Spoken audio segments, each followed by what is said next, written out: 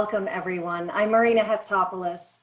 The Hellenic Innovation Network, with the support of MIT Enterprise Forum Greece and the Consulate of Greece in Boston, was created to empower technology startups in Greece with a bridge to the US through pitching and networking opportunities.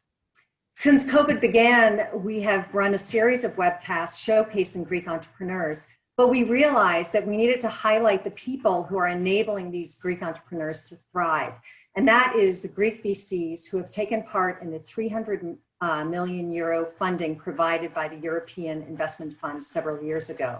In fact, some of these funds are already raising new funds.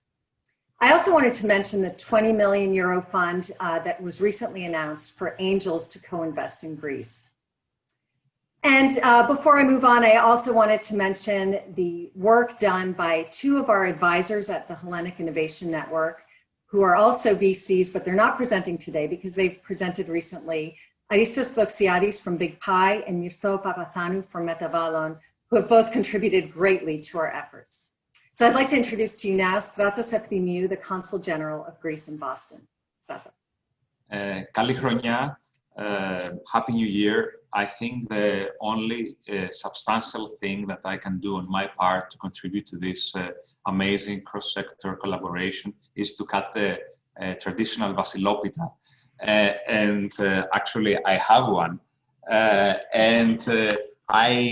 I have a piece, of course, for the Consulate General of Greece in Boston. I have a piece for Marina for the Hellenic Innovation Center, and for Vasilis for the MIT Enterprise Forum of Greece, and of course for all the members of the Hellenic Innovation Centers network.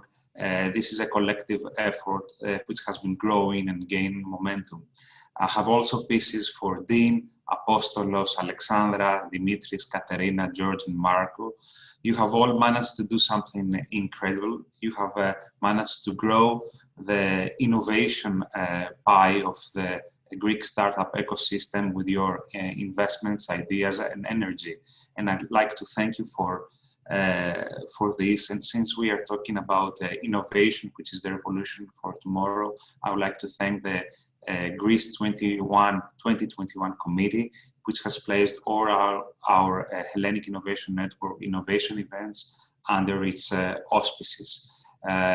Vasily, the lectern is yours.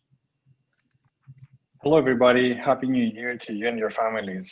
When MIT Enterprise Forum Greece was launched back in 2013, our punchline was making Greece a tech hub by 2021.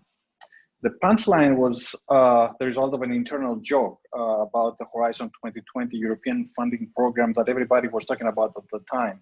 Actually, in a funny, geeky MIT way, we're trying to say that we want to look at after the horizon, and we ended up with 2021.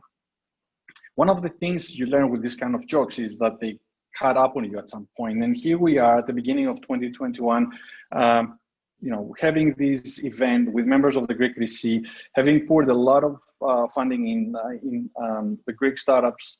And the question is, where do we stand? Are we closer to this goal or not? I would leave the panel give you their insights and help you form an answer.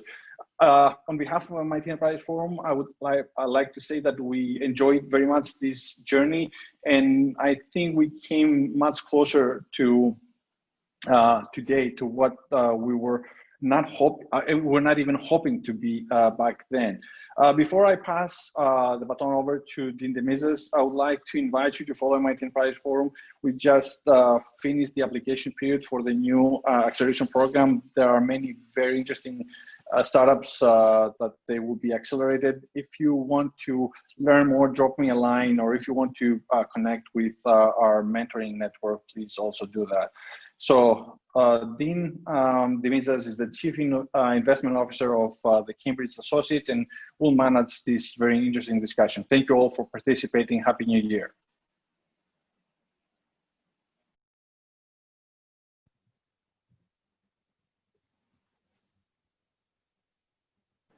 Hi, everyone. Good morning, good afternoon. We're thrilled you've joined us today.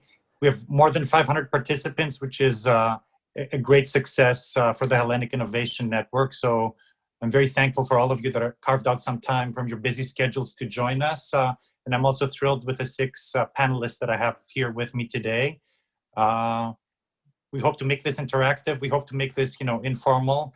And please feel free to use the chat function to share questions with us. We've already prepared a few questions to get the discussion going, but we'd love to hear from you in terms of what you'd like to hear from these six wonderful VCs. But let's jump into this. Maybe we can start with Katerina from Unifund. First, Katerina, your firm has a unique angle, unique approach of trying to unlock value from the Greek universities.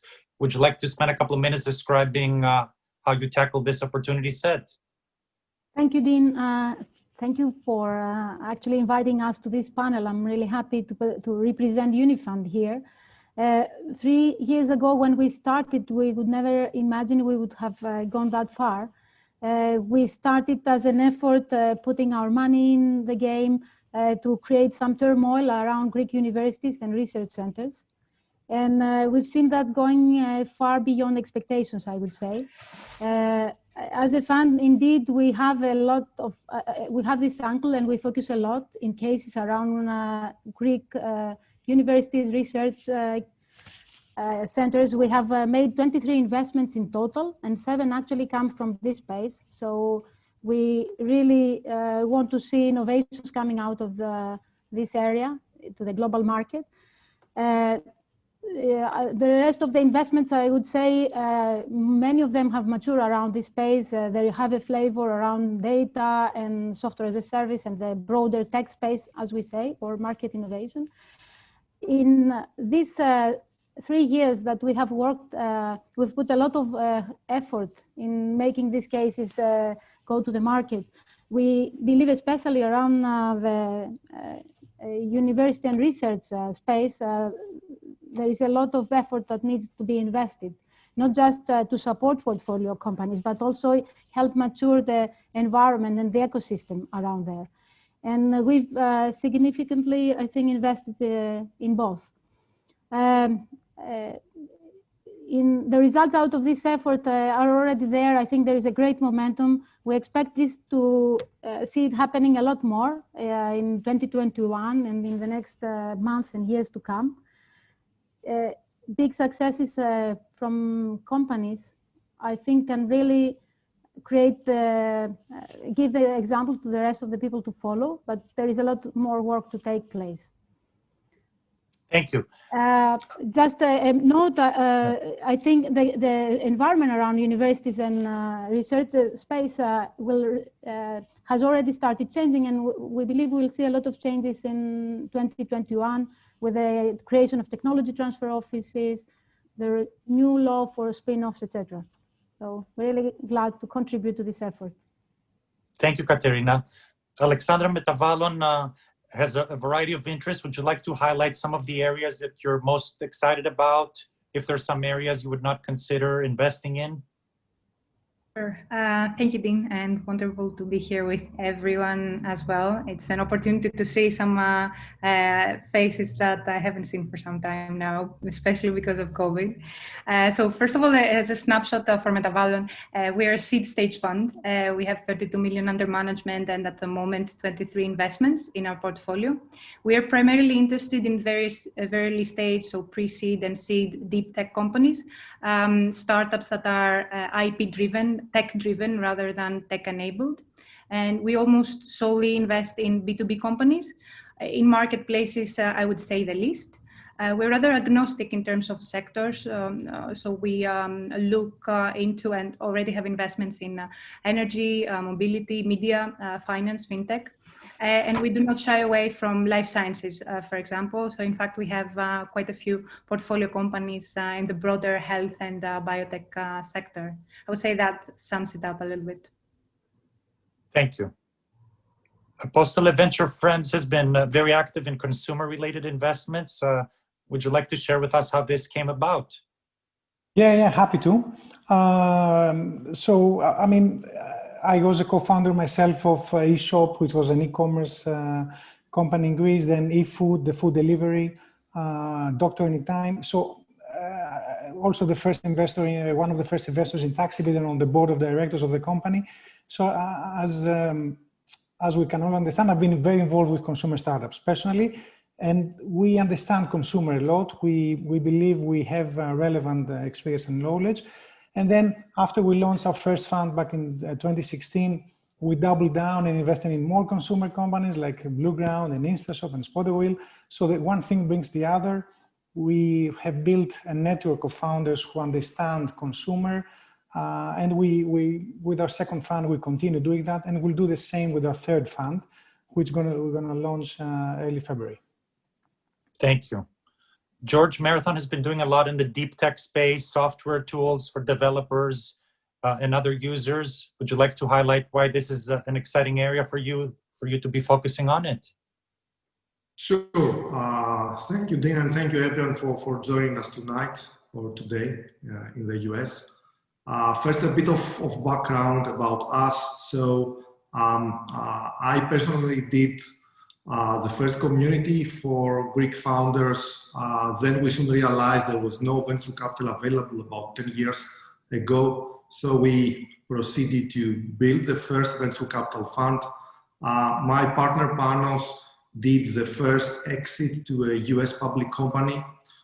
We joined forces back in 2017 to do Marathon. We initially raised 32 million euro, and a few months ago we announced our second fund, 40 million euro first closing. We focus on Greek founders, Greek technical founders, I would say, building deep tech enterprise software. Why we do that? First, we are engineers and founders ourselves. Second, we believe that there are very good chances that you can build something starting from Greece, but addressing the global markets from very early on, from day one, if you do something in the enterprise space. We also believe that value is being built on top of technology. We are doing a technology venture capital after all. And we'd love to get our hands dirty with companies and concepts that require a lot of technical excellence to happen.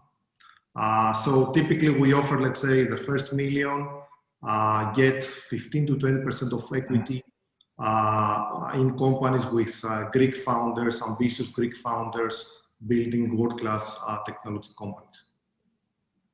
Thank you, George. Dimitri, Velocity has a broad mandate. Is your portfolio 100% bottoms-up constructed? Are there some areas you like more than others? Yeah, thank you, Dean, and thank you for putting together this wonderful event this evening or morning, as George mentioned. So I think we started, and when we first started investing about 3 years ago, our understanding is that as a pre-seed and seed fund, Velocity should look at the Greek ecosystem and Greek founders abroad horizontally. So we should not really exclude any specific vertical in particular, but rather than focus on really scouting the ecosystem. So having seen as a fund more than 2,300 business plans to date, I would argue that it was a good strategy for a geographically positioned fund like ours at pre-seed. If I had to maybe comment on our existing portfolio so far, we have 18 companies, and the three main areas and themes we have invested so far are mobility, our health tech, and the third one is B2B SaaS. So for different reasons, each area we see a different opportunity, either regionally or globally in the respective portfolio companies we back. And that's why we're quite excited with our portfolio. Thank you, Dimitri. Marco, last but not least, Big Pie also has a broad mandate. You've done a lot in deep tech, some life sciences. Would you like to highlight what gets you excited? Yeah, I mean, similarly to Apostolos, I started off as an entrepreneur and invest my part-time, let's say. And, the early success cases I was involved with, which were Upstream and then Porsado, Workable, and most recently Softomotive, all had certain things in common that we've brought into Big Pie. So the main thing is that they are all essentially basing their R&D in Greece, but their commercial operations are entirely international, and I would say mostly focused on the US. So that's one type of business that we're looking at Big Pie. Leverage all the advantages of having R&D in Greece, cost, fidelity of the people working in the companies, enthusiasm, etc., but a very cosmopolitan global outlook in terms of the clients they're chasing. The second thing we're looking at is obviously deep tech, not for the sake of deep tech, but because we think that Greece has a relative advantage in that space. Why do I say that? You know, in the first wave of technology startups, I think marketplaces really benefited from scale. And being in the US or in Germany, you had that benefit which Greece was disadvantaged in. Now that we're going into actually technology-based ventures, Greece does have an advantage, given that we have, I think we're 30th in the world in terms of scientific research. We have a disproportionate amount of Greeks in top universities. We are the 5th country in terms of STEM graduates. And I think we're second in the European Union in terms of university graduates. So our fund does focus on deep tech, or let's call it companies that have a significant IP. So these are the two things we're looking for: extroversion and export orientation, international outlook, but at the same time, a strong IP. And I would say that we're mostly active in the enterprise space more than anything else. Thank you, Marco. Since we covered, your introductions, let's talk a little bit about the amazing Greek startup ecosystem.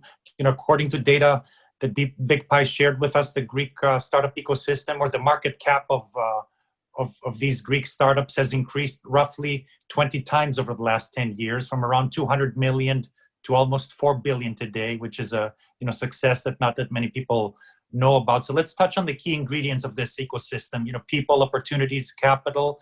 Since Marco started talking on the talent, maybe Alexandra, you can help us understand how should we think about the balance between supply and demand for skilled talent. Can you comment on the brain drain? To what extent very talented young or not so young Greeks have left? Have we started seeing a reversal of the brain drain? What do you think?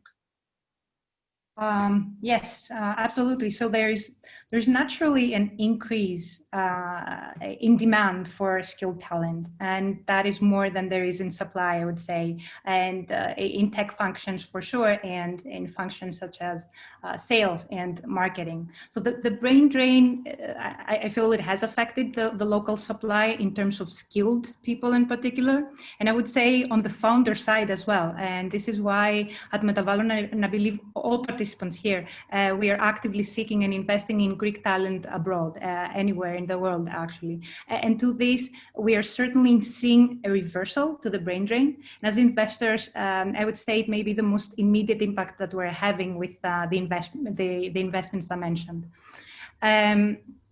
Of course, both before and especially post-COVID, we are seeing an accelerating reversal. So we see the return of, or the reconnection with so many people that left during the crisis, and also people that have been abroad already. And this is both because of remote work becoming mainstream and because of the surge of opportunities in the country. So we see that people are finding opportunities in startups, in so many startups that have started working and keep launching as well. In corporates, opening or growing their offices in Greece, that is also a growing trend. And of course, in Greeks finding risk capital for their new ventures. Thank you, Alexandra. Marco, how should we think about the local opportunities? How should we think about supply and demand of talent versus opportunities? How has this changed in the last few years, more recently because of COVID?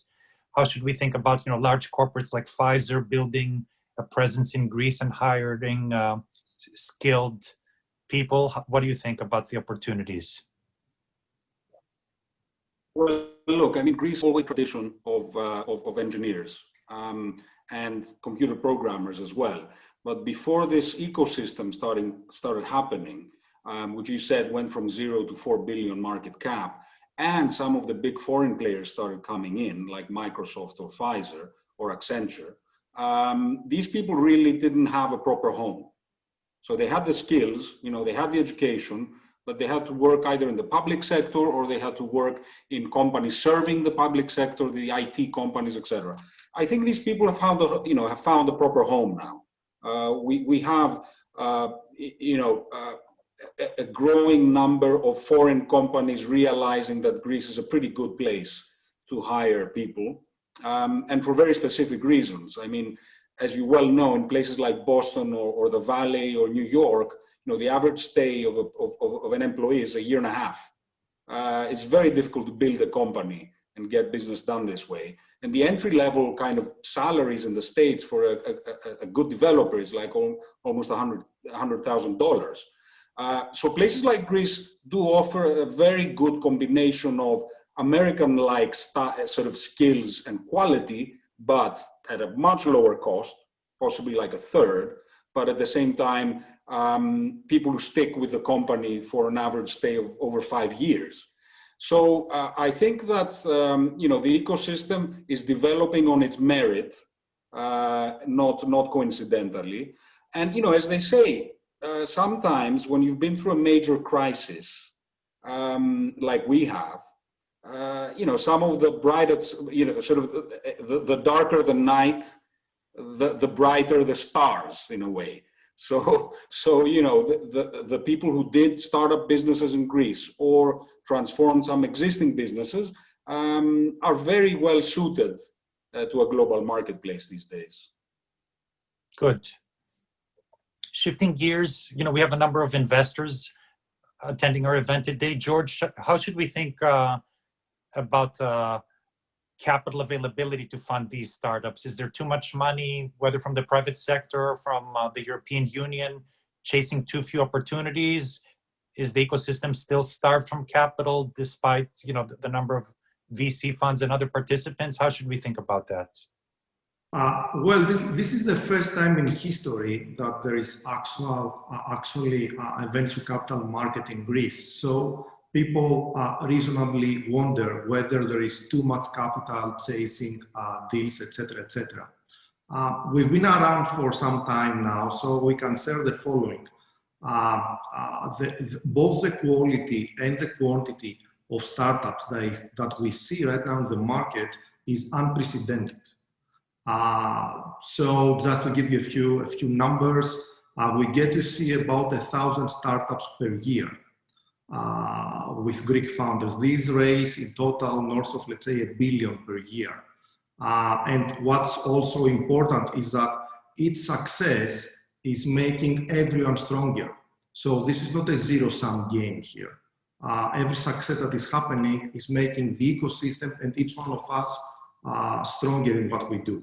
So taking all these things into account, I personally believe that there is space for more players and more investment strategies to be adapted in the market, and I certainly look forward to that. Good. Apostolos, how should we think about the availability of capital to fund companies that are past the early stage, scale-ups, growth equity, allocators that would invest in a late B or a C or a D type of round? Is this available, or do you have to travel extensively in Europe and the US to help your promising startups scale up further? I mean, indeed, locally, one can argue there is enough capital right now for seed stage. We also have some capital for pre-Series A up to Series A. I think we have also helped with that being a bit larger as a fund, being at 50 million, the last fund. But the truth is that companies really need much more capital to scale. So there are not investors in Greece right now who have the understanding of tech, because on paper there are some growth investors, but they have not really done tech. So we need to go internationally. And this is also inevitable in the sense that if we want to support our companies scale globally, we want other investors who have another broader network to help us. And this is something that we are very conscious of. We're actually suggesting to our startups to go internationally.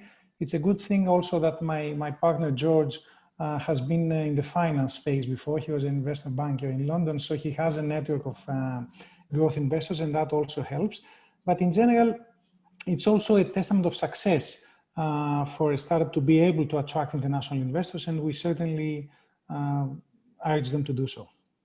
Good. Dimitri, if you had a magic wand, what would you like to change in the Greek ecosystem? I'm not really sure whether I would necessarily use the word change, but maybe the words and the verbs enhance and accelerate, and that will be how we market the Greek ecosystem outside of Greece and how we market what we do. Maybe from picking up where George left before, arguing obviously that the successes of the ecosystem really enhances the brand value we have as an ecosystem. Moving forward, and keeping in mind that not too long ago, Greece had a quite turbulent reputation in international finance media. We should really be able to change that with actual facts and success stories. Because right now, having so many great stories to share from just the previous year, we do have the facts, and we do have some early market/geography proof that Greece can be a great place to start a company, even if you're not a Greek founder, by the way, since we're in a work from anywhere environment, which means that eventually we will also upscale the quality of the local scene, and at the same time being able to justify that we want big US firms and big European firms to spend more time in this part of Europe.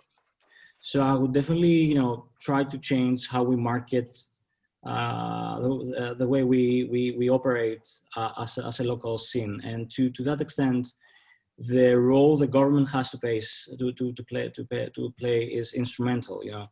I think the fact that local ecosystems, we actually compete like Portugal or Estonia or even Latvia from the Baltics, have been building this strong startup brand is also enhanced by the local governments. And from what I see so far, it's quite optimistic that the current government really supports and acts as an ambassador also outside of the country for Greek tech. Good. This is a perfect segue into our next topic. You mentioned marketing our successes. Each and every one of you has had good successes with your investing efforts. I know you love all of your portfolio companies equally, but some of them may have broken out earlier than others. Katerina, would you like to highlight an example of something you're very proud about within your portfolio? Yes. Dean, thank you. Our results, I think we will have a lot of news to share with you in 2021, but we are happy to see some of our spin-offs attracting investor interest, especially on energy, in the energy domain from Asia. We are happy to see companies like Techmon turning, let's say, the COVID challenge into an opportunity and attracting global customers working with their technology, like the London Underground and others, or seeing companies like HIN, which is in the, let's say, space of rehabilitation. Oh, sorry, I will use another example actually, because I think this is not helping me a lot now. So for example, companies who have managed to open up new markets during COVID, like as I said, HIN was working with many distributors in 20 countries that when the first lockdown happened in March, they see their sales stopping, and they moved fast on the online channel, and they managed to close, let's say, the year with significant revenues to 1 million, which could have been zero. So we've seen that in Greece and with COVID, the companies we have invested in, being very resilient, have managed to have double the revenues of the total portfolio, and see also revenues increases from doubling to 10 times more for many companies, which has been an amazing situation, actually. Good. Despite COVID. Apostolo, you had a great recent success with Instashop, which was acquired by Delivery Hero. Would you like to highlight if there were one or two big secrets behind their success? What did the team get really right? I mean, I guess we're all looking for inspiring people who have the drive and the capacity to deliver. The founding team, John and Ioanna, certainly had those attributes. They were determined. Of course, they were they chose the right market and they built the right product, tapping a very clear need. But they had the right mindset. Two things. One thing is the product focus, so relentless focus on the product and on improving the product. One of the things we argued about was that they were not doing enough marketing. I believe in marketing, but those guys said, let's get the product right first. Second was culture. They had built this amazing culture. Everybody, like 300 people, they were fighting as a team, working very hard in order to improve customer experience. Thank you. George, you had a big breakout success with Net Data. While the company hasn't been sold yet, it has attracted follow-up capital from some of the best VCs in the US. Would you like to highlight how easy or difficult it was to achieve this? Yeah, absolutely. For context, right now we've made 10 investments. Most of our portfolio companies have raised already their Series A round, and all of them are serving Fortune 500 customers. Net Data is one of them. To give you some context, Net Data has built one of the most popular open source tools in the world right now. So their software is being downloaded 1 million times per day. And the founder, Kostas, has a clear vision of putting such software in every server in the world. At the same time, as a fund, we have a mission for our best performing companies to raise money from some of the best funds in the world. And to facilitate that, we maintain a network of connections with pretty much most of the top tier venture capital funds from Israel to Silicon Valley. And when you have companies like Net Data with this kind of traction and this kind of ambition, things become quite straightforward. So for example, Costa had back-to-back partner meetings with pretty much most of the top tier funds you keep hearing about in Silicon Valley. And within 2 short years after we put the first money in the company, Net Data has raised 30 million from firms like Bessemer and Bain Capital.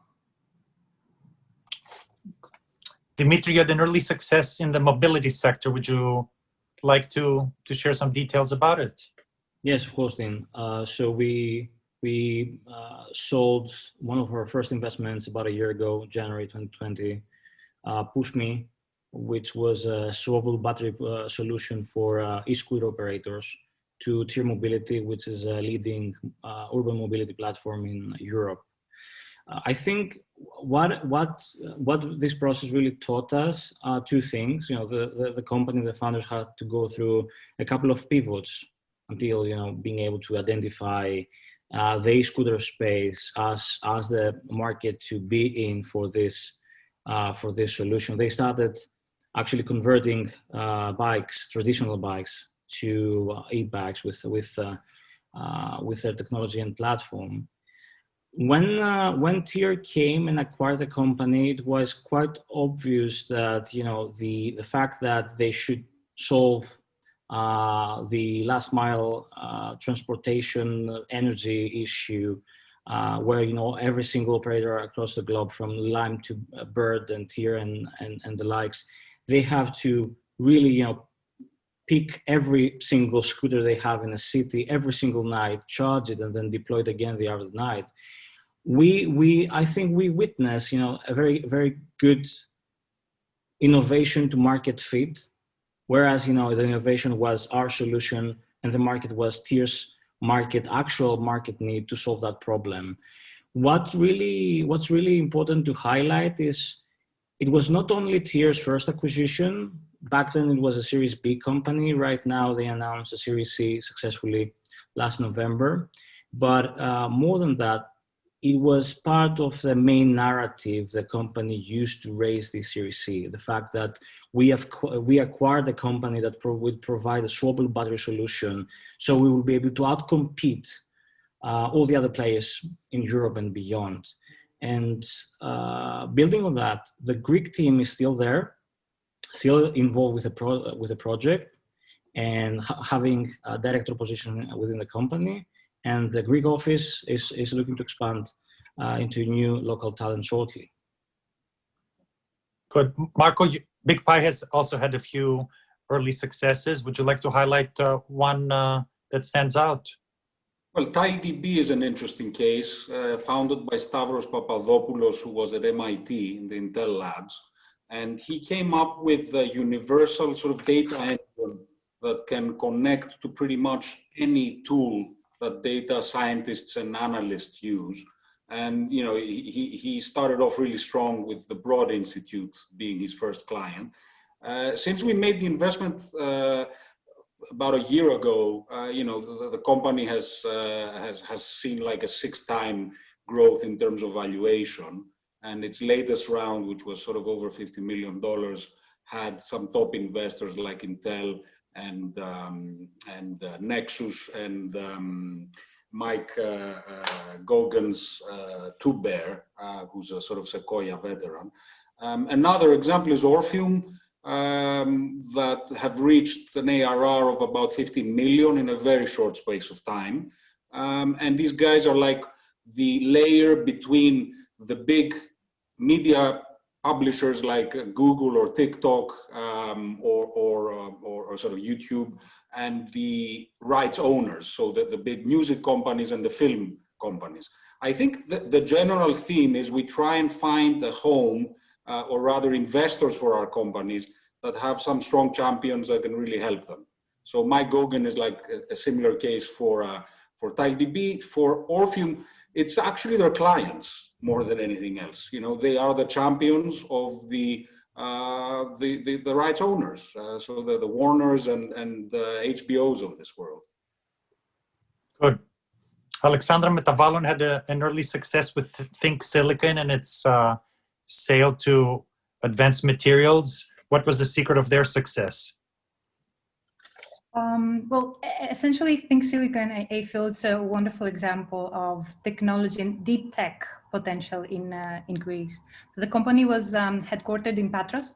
They were employing great talent from the university there as well.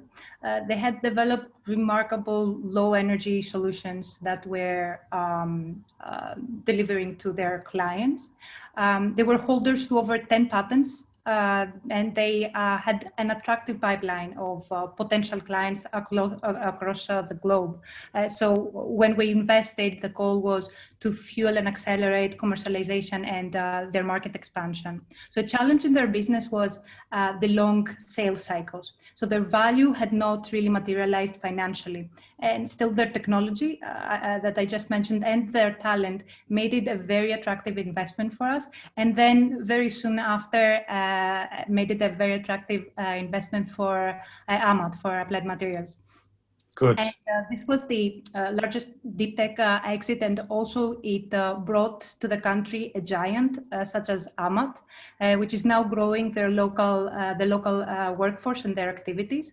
So I feel, and also just perhaps a quick note on all the successes that we're hearing. I feel it becoming obvious how the increasing flow of risk capital that we've seen in the last year has also brought increasingly more successes. And I feel there's a lot more depth in the country for this. Thank you. Let's move on to our next topic. We have a number of US investors with us today. Marco, you've done a lot of marketing in the US. Can you comment on the feedback you've been receiving from US investors? How much open are they to investing in the local VCs? What are the biggest reservations? What do you think is some of the feedback you've received? I don't think investors look at it in terms of investing in a particular country. I think they invest in case by case in great companies. So, you know, that's really the key thing here. Got it. Apostolos, you've also raised some money from people without any Greek blood. Can you share with us, you know, how they approached it? Yeah, and to second what Marcos just said, I think it's about showcasing great companies or showing the results. We've been fortunate early on to be fundraising. The story started with TaxiBit back then when me and my partner were first investors. The company needed money. We literally had to go knock on doors. It was 2012, 2013. There were no funds around. There were no investors around. We had to syndicate around for TaxiBit, and we convinced 15 different investors to come in and chip in 50 to 100K. Some of them happened to be international we knew socially, they were from the Middle East, the UK, and we convinced them to invest. We did a win-win thing, right? We were huge believers in Bit. We wanted to give those guys the opportunity to become part of this. But what happened is that when the company was sold and those guys made money, they made returns, then they said, wow, you can make money from a Greek startup. It was a first at the time. So then when we launched the first fund, when we launched the first private fund back in 2016, many of them came on board, and not only that, but they also brought their friends.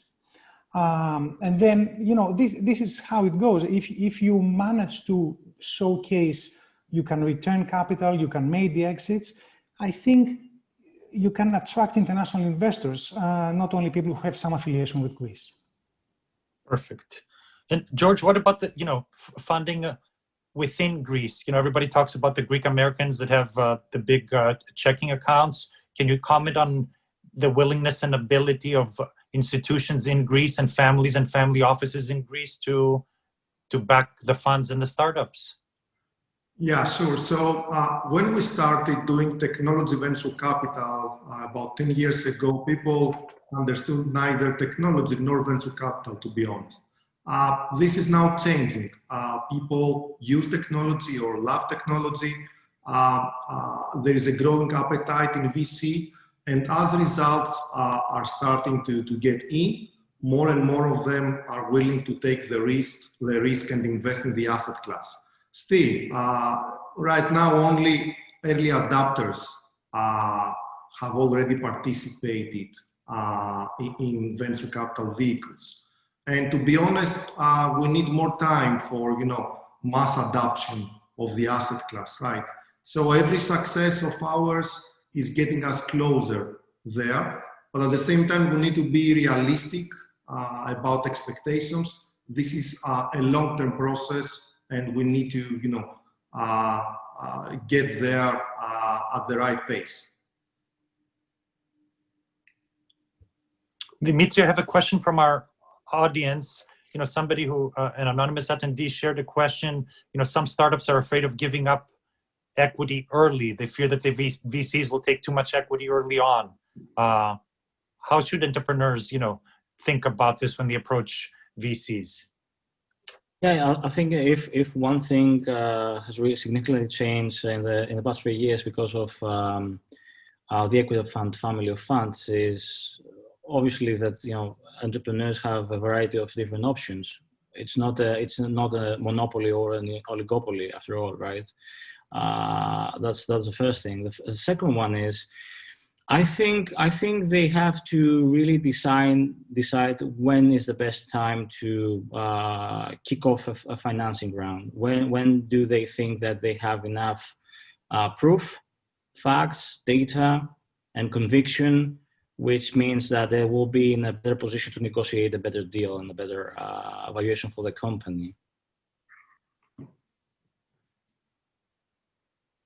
Alexandra, two questions from our audience that I'm combining into one.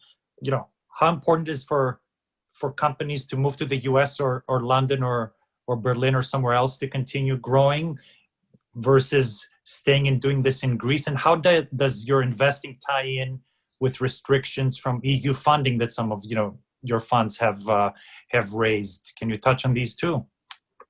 Sure. So I'll start with the second. I guess that the same mandate applies for everyone.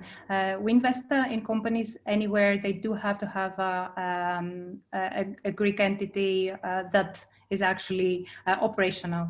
So they do have to have activities and a Greek entity here.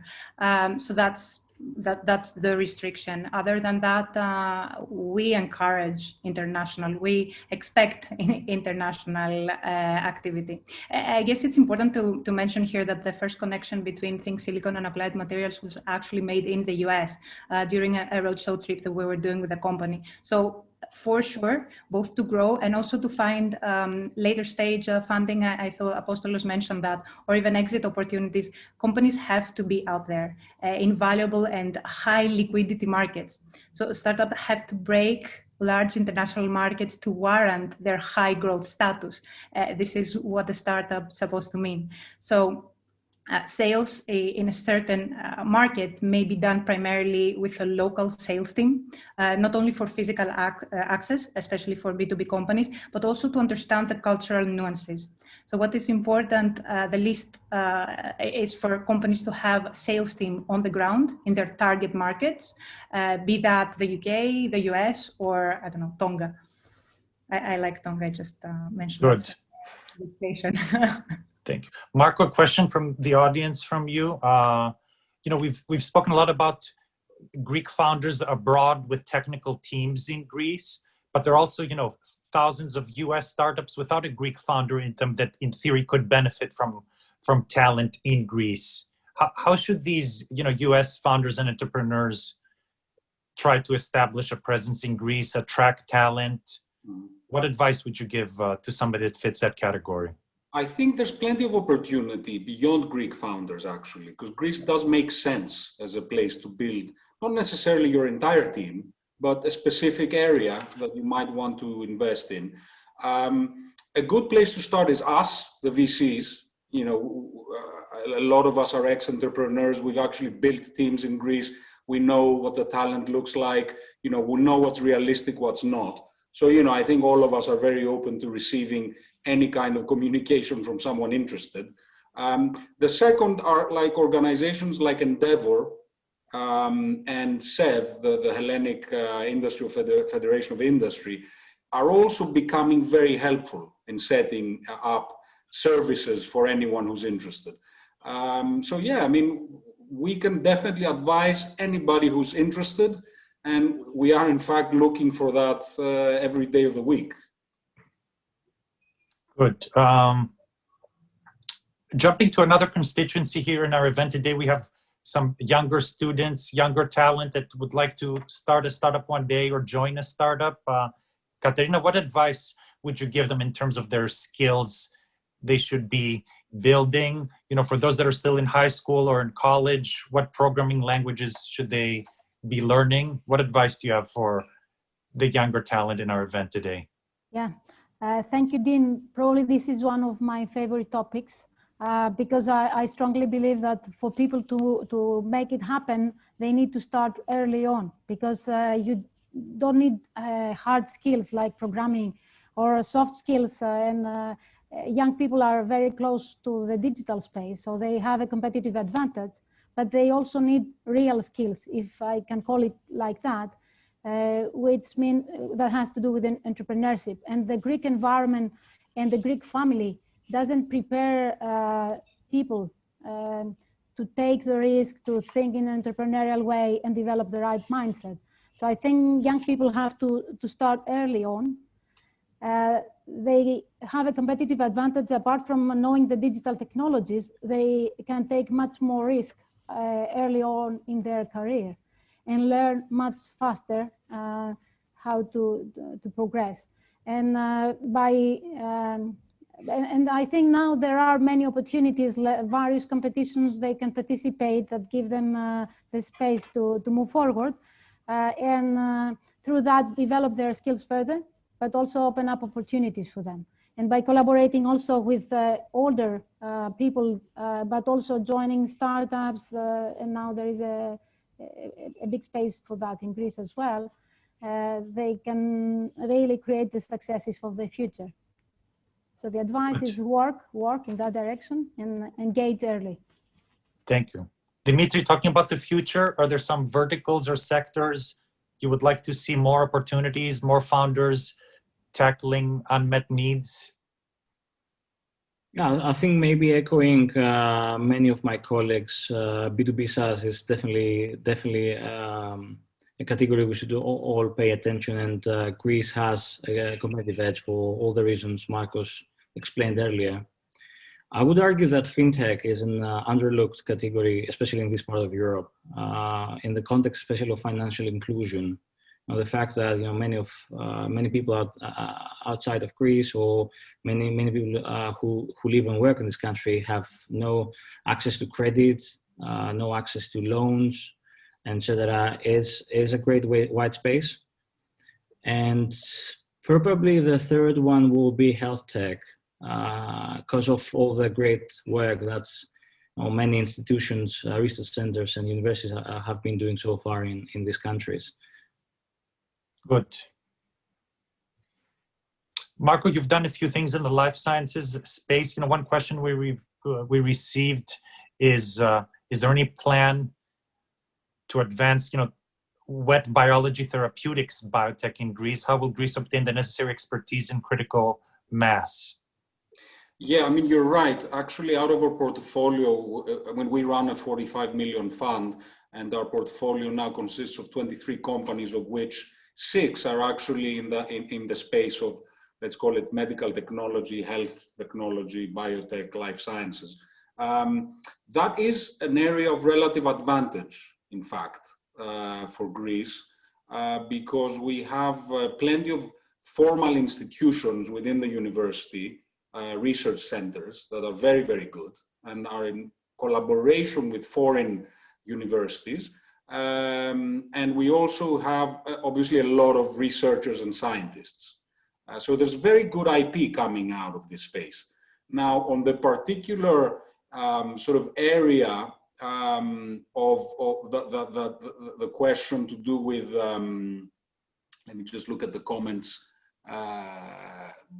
sort of wet biology, there is no shortage of labs, in fact, in Greece. So I think it's perfectly doable. We see a very wide range of applications, and we have some people working with us like Achilleas Gravanis, who have been very active in that space. Okay. Apostolos, we have a lawyer attending our event today, and she's asking, how should we think about, the regulatory crackdown with data protection, consumer laws? Everybody's reading about, Amazon and other the big global platforms that are facing a lot of regulatory scrutiny. Is there any impact or opportunity out of this for your space? Well, it's a tricky question. Yeah. The answer is, okay, let us first build something as big as Amazon or Google or Facebook, and then we can worry about that. But maybe opportunities for smaller companies that are, in e-commerce or other consumer-related stuff? It's not the GDPR that's the opportunity. I guess it's the data part. And certainly we see how data is being exploited by all startups, either in the consumer or the B2B space. We have a number of startups that are using the data to inform their decisions on what kind of marketing message to show or what kind of product. And definitely, I think every startup in any sector can use better data management. Let me pivot a bit the question. Okay. We're open to more questions since we have a few more minutes, so please keep submitting them. I'll tackle a question that Salvatore shares. What do we need to do to attract international institutional asset managers investing in the asset class? I think we touched on some of these points. We talked about, non-Greeks investing in some of these funds and in some of the startups directly. I think seeing more successes will create the proof of concept that good results can come out of, the great talent and the opportunities that are out there. So I'm very optimistic that this very strong momentum that we're seeing more recently will continue. Hopefully within a year or two, we'll see the first Greek unicorn, and hopefully we'll see people spinning out of these scaled up companies to launch their own companies. It's a very powerful flywheel that could lead to a huge positive impact in terms of employment and wealth creation and jobs, which is so much needed. Let me look at other questions here. Dimitri, this one is for you. Is the food sector a promising area for investment in Greece? I guess food tech, if it's only food, I don't really think that's it falls under our investment thesis. No, in general, not for your fund specifically, for Greece more broadly. Yeah, I think so far the fact that we've seen many brands working in a more, let's say, traditional areas of the agri economy really resonates the fact that Greece has the capacity and the opportunity to build more successes in that space. And in fact, I think there's definitely an investment strategy there. If there will be a fund focusing only on food related products and services in Greece, that will be a great opportunity. George, the next one is for you, from another George attending our event. What do you think about new enabling technologies like 3D printing? Well, 3D printing, I think this is a pretty interesting technology that has yet to, materialize its potential. At the same time, I have to share that for early stage investing, at least that's what we believe, it makes more sense to focus on the founders rather than to have a market-driven thesis. At least that's what we are doing. So we are looking for exceptional people who are building something great, as opposed to say, we want to do an investment in XYZ sector and then take it from there.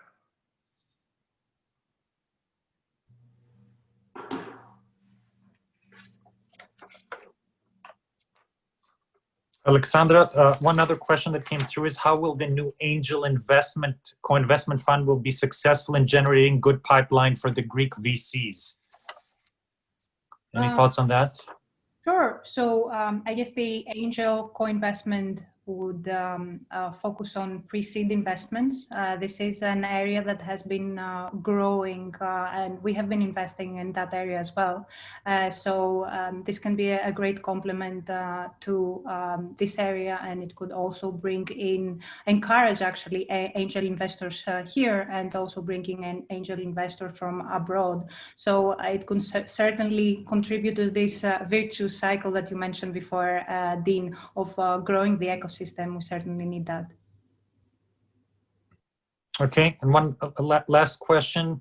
Gerasimos is asking, how do we empower large corporations to establish remote offices in Greece? Marco, any thought on that, since you already touched on that? Yeah, look, I mean, there's been a huge sort of overhaul in terms of legislation from the Greek government in the past year to enable sort of companies that are interested in either setting a physical presence or a virtual presence in Greece to do it quite painlessly. And I think now we are on par, if not better, than many other Western countries on that front. I know a lot of people have the perception that we're way behind, but in fact, the past year and a half, we've seen leaps in that respect.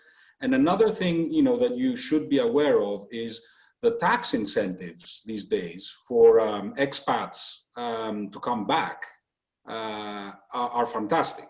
So I know quite a few founders, friends of mine, Greeks who've been living abroad for quite a while and expecting an exit in their business in the next few years. And they have come back because there is a non-domiciled resident status now in Greece that allows you to actually have minimal taxation on your exit on a flat yearly fee.